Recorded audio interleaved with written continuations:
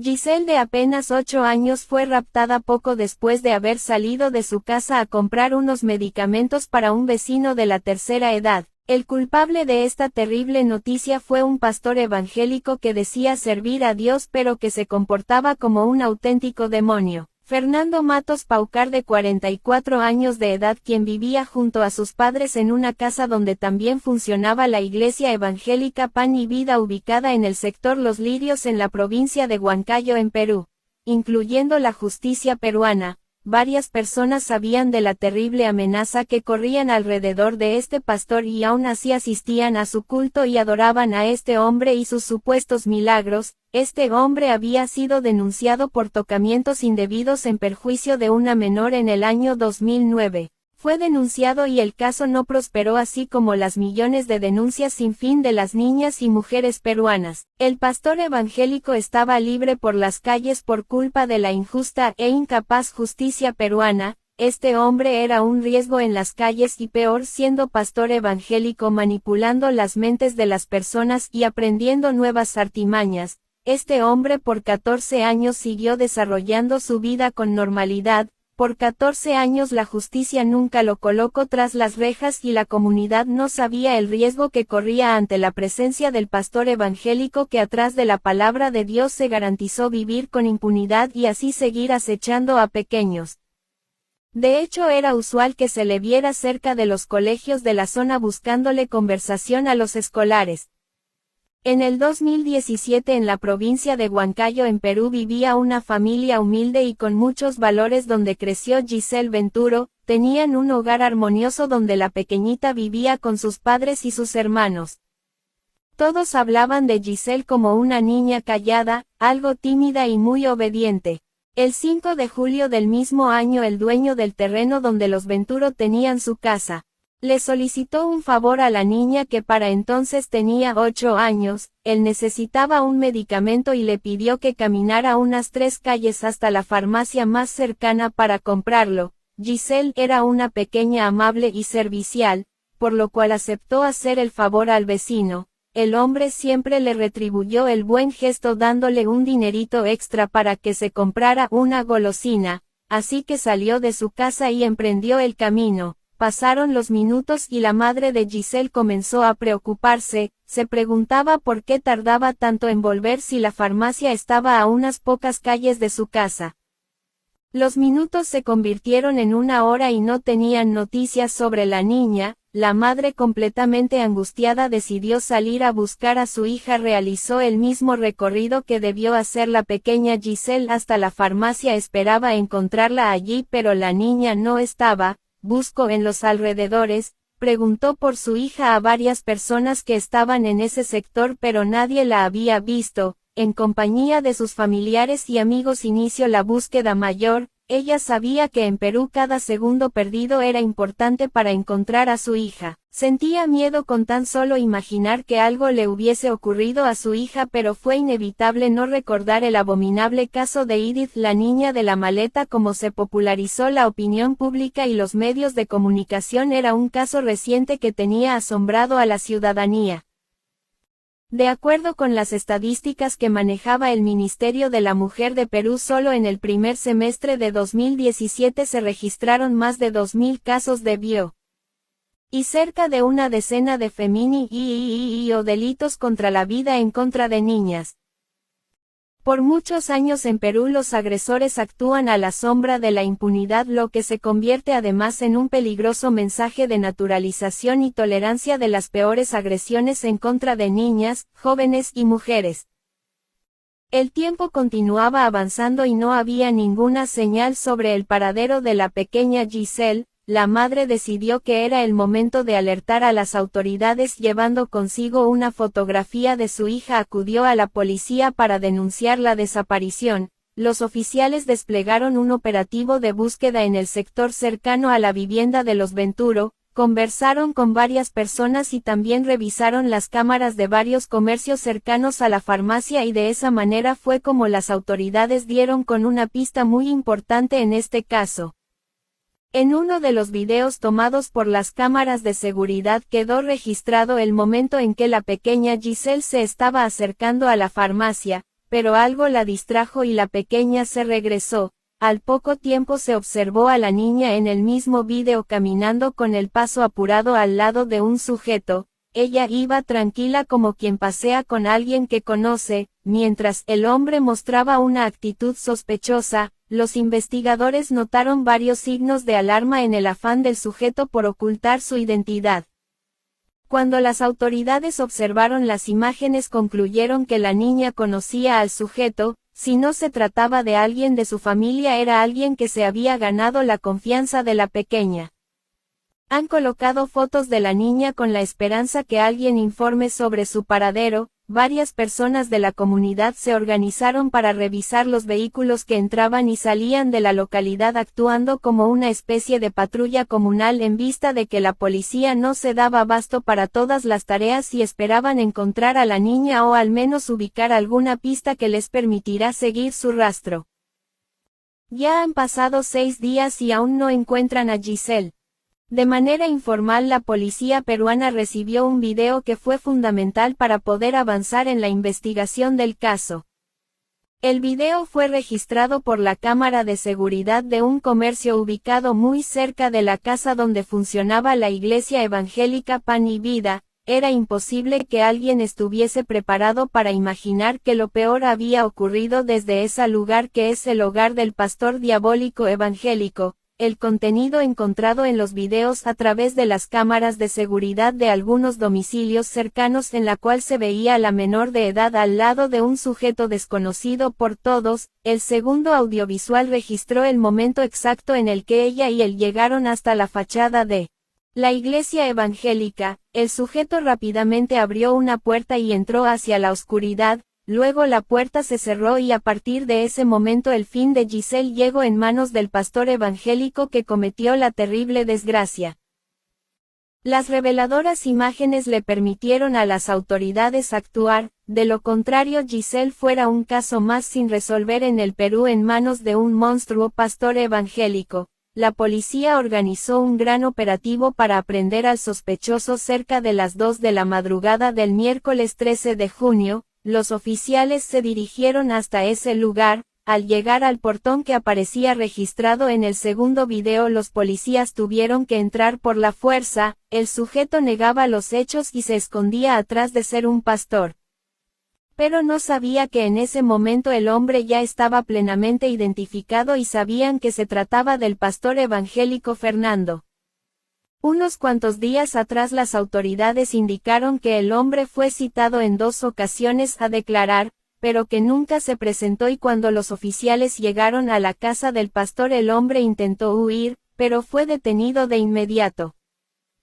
Las autoridades comenzaron el interrogatorio, le preguntaron por Giselle y negó tener conocimiento del caso, pero los investigadores, la fiscal y los policías le dijeron al sujeto que ellos estaban en ese lugar porque sabían que la niña había estado con él allí y que tenían las evidencias y lo comprobaban. Finalmente, la presión de los oficiales dio resultado, pero hasta el último minuto demostró su capacidad de mentir al mismo nivel que mentía sobre los milagros que Dios hacía por medio de él. Este maquiavélico pastor pensó fríamente cada movimiento antes de confesar. Hizo varias preguntas. Lo primero que quería saber era si le garantizaban su seguridad, consciente de lo abominable de sus acciones. El pastor sabía que su integridad física estaría en riesgo. La policía le aseguró que lo protegería, pero el pastor insistió en pedir más garantías. De hecho, solicitó con insistencia a los oficiales y le aseguraran que no lo iban a exponer a la gente. Eso les hacía pensar a los investigadores en lo que estaba por decir era terrible. Los investigadores creían que aún podían llevar con vida a Giselle a casa, pero el pastor prolongaba la agonía de todos y en su silencio, cuando parecía que iba a confesar, Fernando se quedó unos segundos pensando, luego les preguntó a los policías por las pruebas que tenían en su contra y la respuesta de los investigadores dejó al hombre sin salida. Se registró un video donde quedó grabada toda la secuencia desde que llegaron a la fachada de la iglesia, Pan y Vida. Finalmente el sujeto respondió que la niña estaba en la carretera y le preguntaron si estaba muerta y lo confirmó con frialdad. Los oficiales trasladaron a Fernando hasta las instalaciones de la Policía Nacional. Durante los interrogatorios el hombre ofreció todos los detalles de sus abominables actos. El pastor evangélico vio a Gisella el miércoles 5 de julio y se percató de que la pequeña estaba sola y le dijo que él conocía un lugar en donde estaban regalando muñecas y le preguntó a la pequeña si quería una y ella le respondió que quería dos. La ilusionó con una promesa infantil que dañó toda la vida de una pequeña que supuestamente estaba segura a solo 3 calles de su casa, sin que sus padres se percataran lo sencillo que es convencer a una alma inocente de que acompañe a caminar a un desconocido, y así fue. Gisella caminó varias calles desde la farmacia hasta que llegaron al sitio donde residía el pastor evangélico, así como quedó registrado por las cámaras del hotel frente a la iglesia. El hombre abrió la puerta rápidamente e ingresó hacia la oscuridad y la pequeña avanzó engañada y no tardó mucho en darse cuenta de que estaba en peligro. Quiso escapar, pero Fernando la tomó fuertemente por el brazo y se lo impidió. Cerró la puerta y entonces se desató el horror. En cuestión de segundos el pastor evangélico acabó con Giselle y no le importó que la inocente niña gritara desesperada. El hombre le gritó para callarla y como la pequeña no bajaba la voz, el pastor colocó sus manos alrededor del cuello y presionó con fuerza. Aunque estaba débil, casi desvanecida, Giselle continuó luchando. El abominable pastor evangélico tomó un trozo de cuerda y continúa usándola en la pequeña. Con la piedra de un mortero y con golpes contundentes acabó con Giselle. Tristemente, la más terrible de las pesadillas no terminó allí. El pastor evangélico Fernando les contó a las autoridades que colocó el cuerpo de Giselle debajo de su cama durante 2 días, lo mantuvo allí mientras él dormía tranquilamente y saciaba sus instintos más enfermizos e imaginables. La habitación era un macabro lugar. Finalmente el hombre utilizó uno de los sacos que había comprado días atrás, introdujo el cuerpo de Giselle dentro, contrató un taxi y con la ayuda del inocente chofer colocó la bolsa en el baúl del auto. El conductor le preguntó qué llevaba y por qué olía tan mal, a lo cual el hombre respondió que era una llama. El pastor le indica al conductor que tomara la carretera a Huancavelica. En una parte del trayecto le pidió que se detuviera y se bajó del auto caminando algunos metros hasta que encontró un barranco que terminaba en un riachuelo y allí se deshizo del saco con el cuerpo de la pequeña. Luego caminó un poco más y logró tomar un autobús de regreso a su casa. Llegó con normalidad para continuar con su vida como pastor evangélico como si nada hubiese pasado.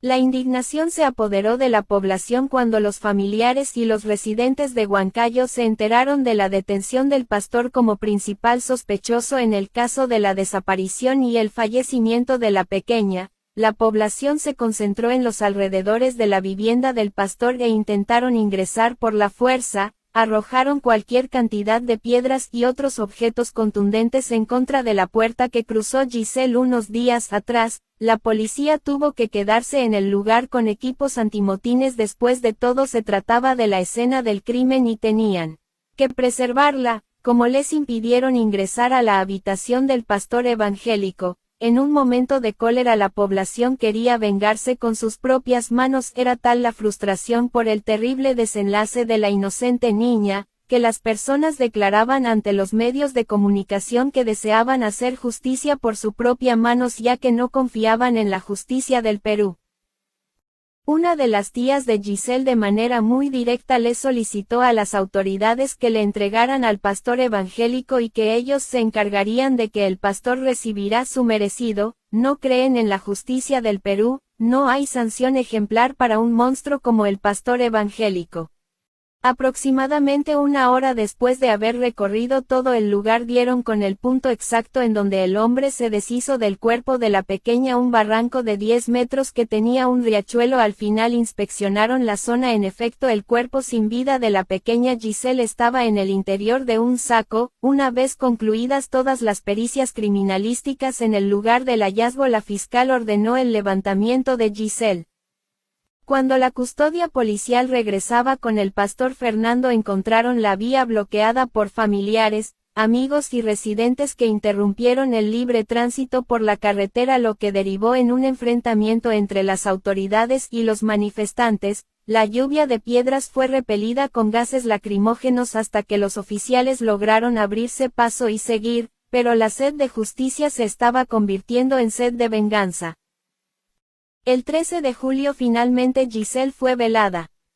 El juzgado penal colegiado de Huancayo halló culpable al pastor evangélico Fernando Matos Paucar y lo condenó a cadena perpetua por la terrible agresión perpetrada en contra de la pequeña Giselle, además de sentenciar a Fernando a pasar su vida tras las rejas y tendría que pagar la suma de 150,000 soles, un equivalente a $40,000 como reparación civil para los familiares de la víctima. En un movimiento estratégico de la defensa, los abogados de Fernando presentaron un recurso de apelación con el argumento de que el hombre sufría de alteraciones mentales. El Poder Judicial de Huancayo revisó el recurso de apelación introducido por la defensa del pastor Fernando, bautizado por algunos medios como el demonio en la iglesia evangélica. Los magistrados de la sala evaluaron los alegatos y concluyeron de manera unánime que era culpable de los delitos que cometió.